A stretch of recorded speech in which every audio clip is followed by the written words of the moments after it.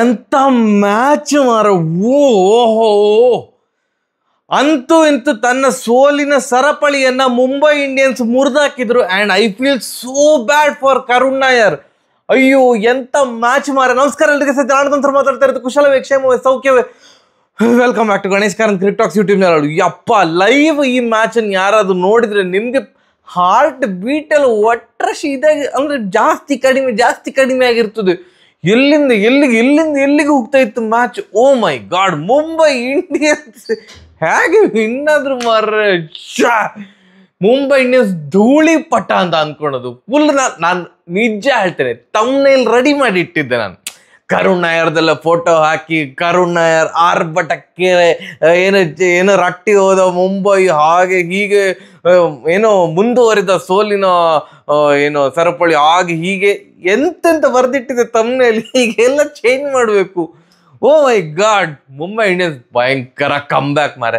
ಸುಮಾರು ಸಲ ಹೇಳ್ತಾ ಇಲ್ಲ ನಾವು, ಕಮ್ ಬ್ಯಾಕ್ ಮಾಡಿದ್ರಲ್ಲಿ ನಿಸ್ಸೀಮರು ಮುಂಬೈ ಇಂಡಿಯನ್ಸ್ ಅಂತ. ಈ ಒಂದು ಕಮ್ ಬ್ಯಾಕಿಗೆ ಕಾಯ್ತಿದ್ರ ಅಂತ ಮುಂಬೈ ಇಂಡಿಯನ್ಸ್. ಸುಮ್ಮನೆ ಚಾಂಪಿಯನ್ಸ್ ಟೀಮ್ ಅಂತ ಹೇಳೋದಿಲ್ಲಲ್ಲ, ಸುಮಾರು ಸಲ ಈ ಥರ ಕಮ್ ಬ್ಯಾಕ್ ಮಾಡಿದ್ದಾರೆ ಮುಂಬೈ ಇಂಡಿಯನ್ಸ್. ಇದೇನು ಹೊಸ್ತಲ್ಲ, ಬಟ್ ಈ ಸೀಸನಲ್ಲಿ ಮುಂಬೈ ಇಂಡಿಯನ್ಸಿಂದ ಈ ಥರದ ಕಮ್ ಬ್ಯಾಕ್ ಬರುವುದೇ ಇಲ್ವೇನೋ ಅಂತ ಅನಿಸಿತ್ತು. ಏನು ಸೆಕೆಂಡ್ ಇನ್ನಿಂಗ್ಸಲ್ಲಿ ಫಸ್ಟ್ 10 ಓವರನ್ನು ಹೊಡಿಸ್ಕೊಂಡ್ರಲ್ಲ, ಅದ್ರ ಬಗ್ಗೆ ಎಲ್ಲ ಮಾತಾಡೋ. ಎಸ್, ಫಸ್ಟ್ ಬ್ಯಾಟಿಂಗ್ ಮಾಡಿದಂತಹ ಮುಂಬೈ ಹೊಡೆದೋದು 205 ರನ್. ಸೂಪರ್ ಡೂಪರ್ ಮಾರ, ಅಲ್ಟಿಮೇಟ್.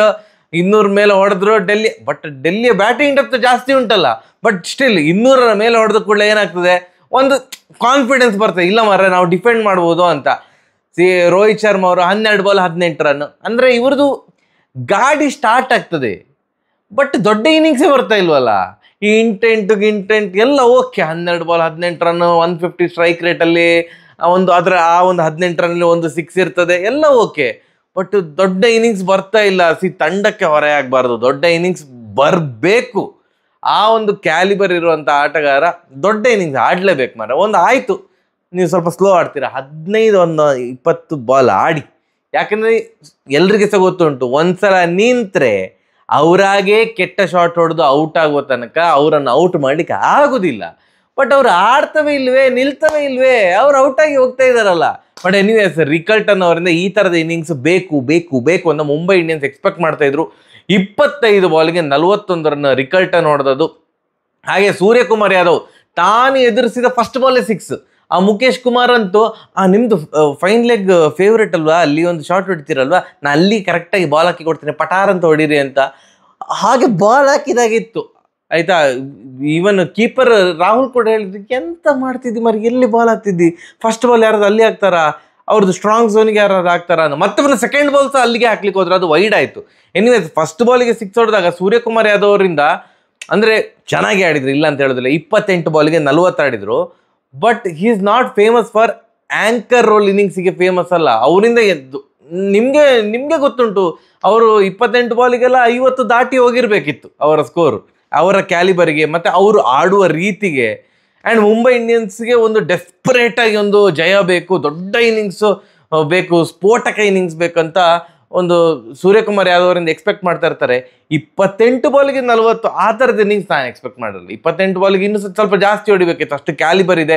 ಆ್ಯಂಡ್ ಫಸ್ಟ್ ಬಾಲೇ 6 ಹೊಡಿಯುವಾಗ ಒಂಥರ ಲಾಟ್ರಿ ಸಿಕ್ಕಿದಾಗ ಮಾರ, ಆ ಥರದ ಫ್ರೀ ಬಿ ಬಾಲ್ ಸಿಕ್ಕಿದಾಗ.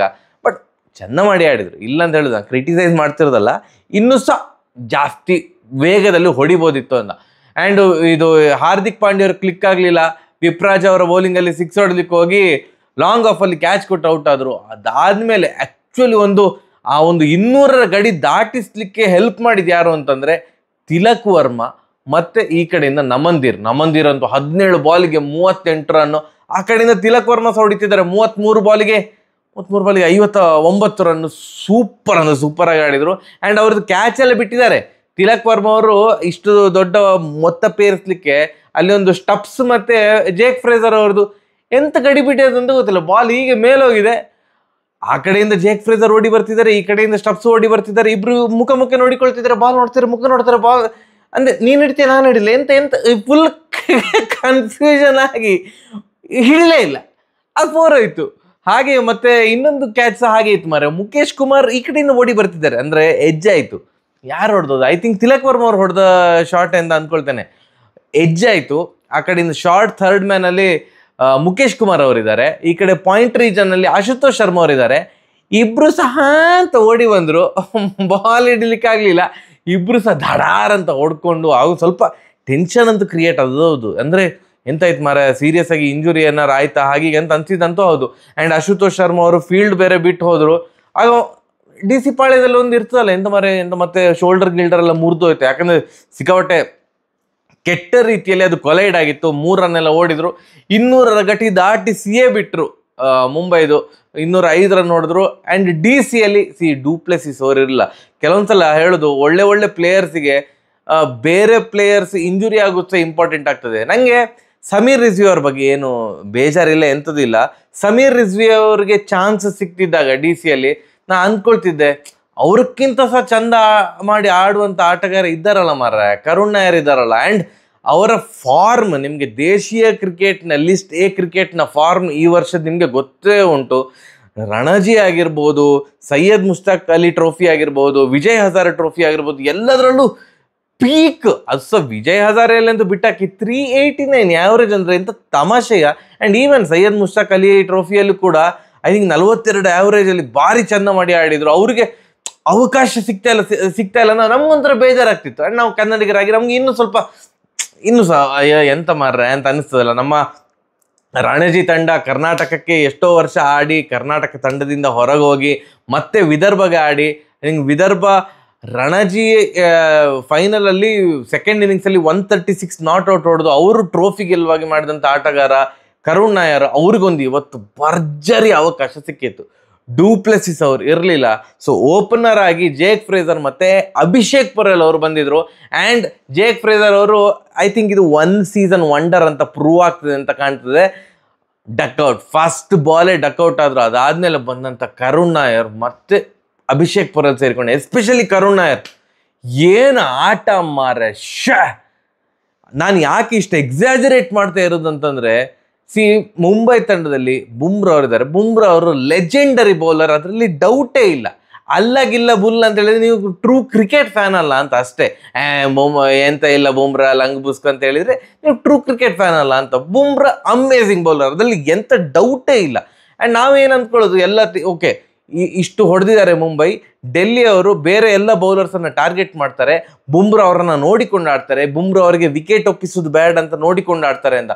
ಬುಮ್ರಾ ಅವರ ಫಸ್ಟ್ 2 ಓವರಲ್ಲಿ 29 ರನ್ ದರ್ರತ ಹರಿದು ಬಂತು. ಆ್ಯಂಡ್ 29 ರನ್ನಲ್ಲಿ 26 ರನ್ ಚಚ್ಚಿದ್ದು ಕರುಣ್ ನಾಯರ್. ಕರುಣ್ ನಾಯರ್ ಅವರು ಬುಮ್ರಾ ಅವರ 2 ಓವರಲ್ಲಿ 9 ಬಾಲ್ ಅವರು ಫೇಸ್ ಮಾಡಿದರು. 9 ಬಾಲಲ್ಲಿ 26 ರನ್.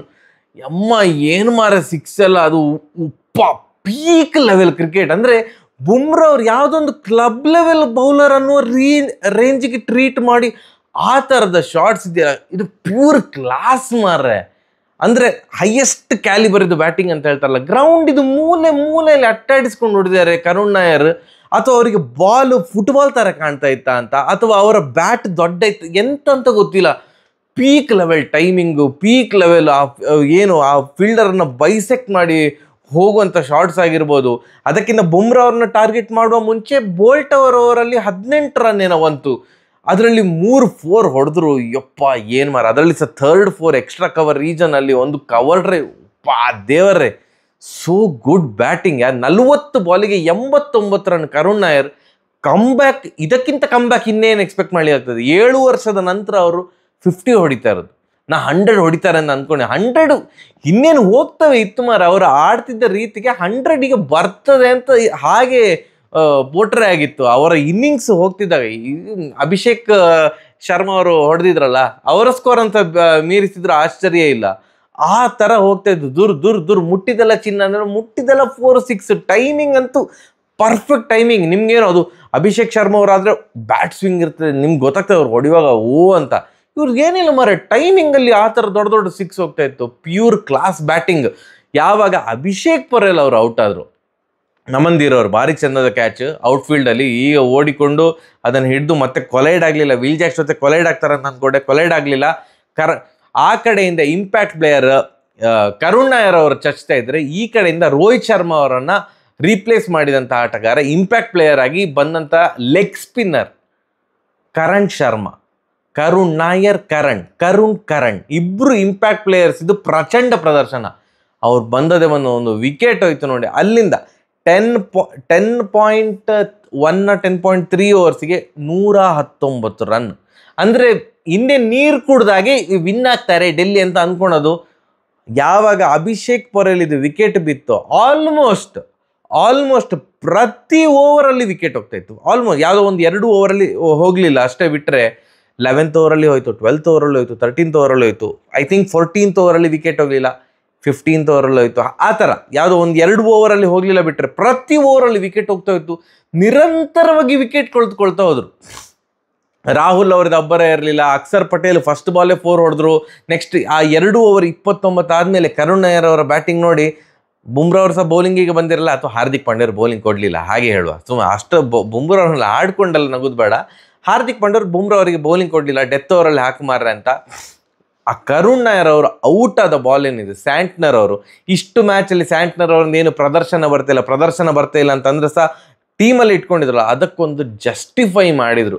ಆ ಬಾಲ್ ಇದೆಯಲ್ಲ, ಪಿಚ್ ಆಗಿ ಏನು ಡಿವಿಯೇಷನ್ ಆಗಿ ಆಫ್ ಸ್ಟಂಪ್ ಇದು ಜಸ್ಟ್ ಈ ತುದಿಗೆ ತಾಗಿ ಬೋಲ್ಡ್ ಆದ್ರು. ಅದು unbelievable ball.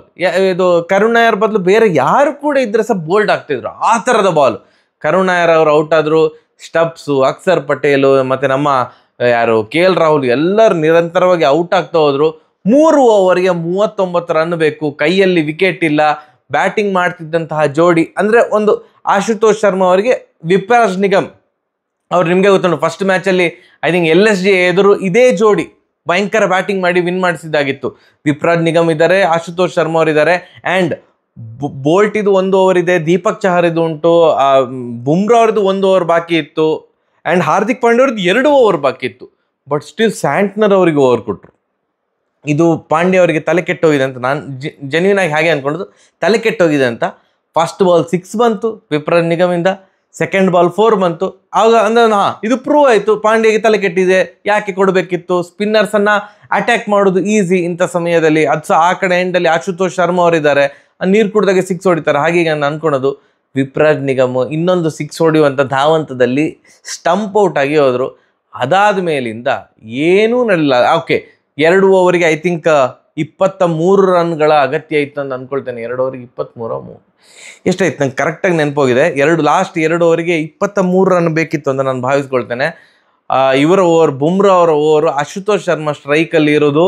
First ball single ತಗೊಳ್ಳಿಲ್ಲ, ಸೆಕೆಂಡ್ ಬಾಲ್ 4 ಬಂತು. ಅಂದರೆ ಹೀಗೆ ಏನದು ಥರ್ಡ್ ಮ್ಯಾನ್ ರೀಜನ್ಗೆ ಪಟಾರ್ ಅಂತ ಒಂದು ಹಿಂದ್ಗಡೆ 6 ಹೊಡೆದ್ರು, 4 ಹೊಡೆದ್ರು. ಅದಾದಮೇಲೆ ಮತ್ತೊಂದು ಬಾಲು ಥರ್ಡ್ ಬಾಲಲ್ಲೇ ಎಜ್ಜಾಗಿ 4 ಹೋಯಿತು ಅಗೈನ್ ಥರ್ಡ್ ಮ್ಯಾನ್ ರೀಜನ್ಗೆ.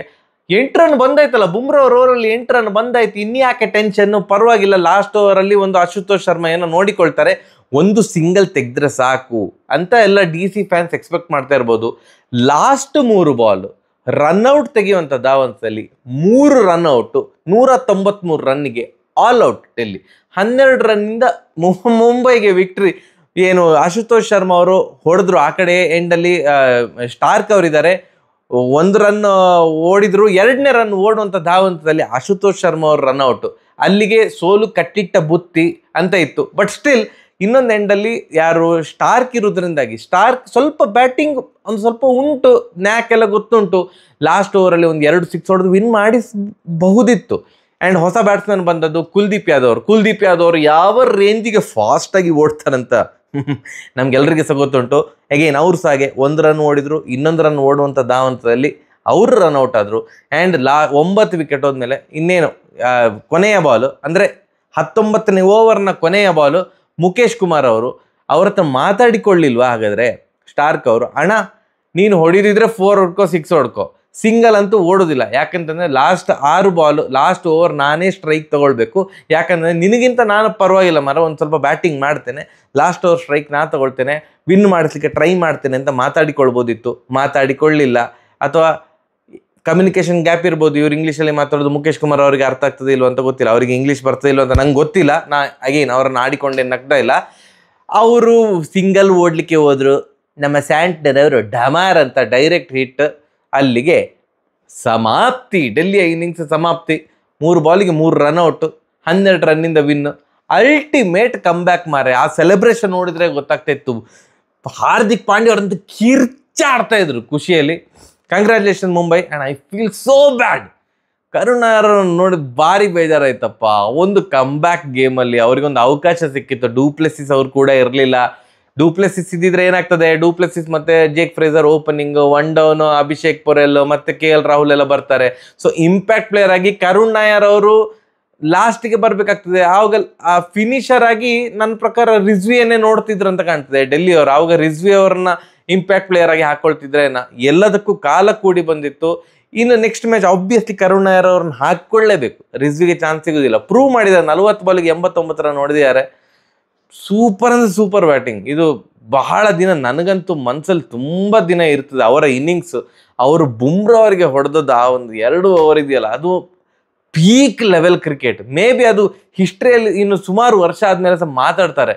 ಮಾರ್ರೆ ಕರುಣ್ ನಾಯರ್ ಪ್ಲೇಯರ್ ಬುಮ್ರಾ ಅವ್ರನ್ನ ಒಂದು ಕ್ಲಬ್ ಲೆವೆಲ್ ಬೌಲರ್ ಥರ 6 ರೇಂಜಿಗೆ ಅಟ್ಟಾಡಿಸ್ಕೊಂಡು ಹೊಡೆದಿದ್ರು. ಆ ಕ್ಲಿಪ್ ಭಾರಿ ವೈರಲ್ ಆಗಬಹುದು ಮುಂದೊಂದು ದಿನ ಅಂತ ನಾನು ಅಂದ್ಕೊಳ್ತಿದ್ದೇನೆ. ಅಷ್ಟು ಬೇಗ ಮರೆಯುವಂಥ ಇನ್ನಿಂಗ್ಸ್ ಅಲ್ಲ. But anyways, Mumbai congratulations. Win is a win. 2 point ಬಂತು. ಸೋಲಿನ ಸರಪಳಿ ಮುರಿದಾಕಿದ್ರು. ಹೋಪ್ಫುಲಿ ಗೋಯಿಂಗ್ ಫಾರ್ವರ್ಡ್ ಅವರಿಂದ ಒಳ್ಳೆಯ ಕ್ರಿಕೆಟ್ ನಮಗೆ ನೋಡಲಿಕ್ಕೆ ಸಿಗ್ಬೋದು ಅಂತ ಅಂದ್ಕೊಳ್ತಿದ್ದೇನೆ. ನಿಮಗೆ ಏನು ಅನಿಸಿತು ಮ್ಯಾಚ್? ಕಮೆಂಟ್ ಸೆಕ್ಷನ್ ತಿಳಿಸಿ. ಸರಿಯಾಗಿದೆ. ಬರುವ. ನಮಸ್ಕಾರ.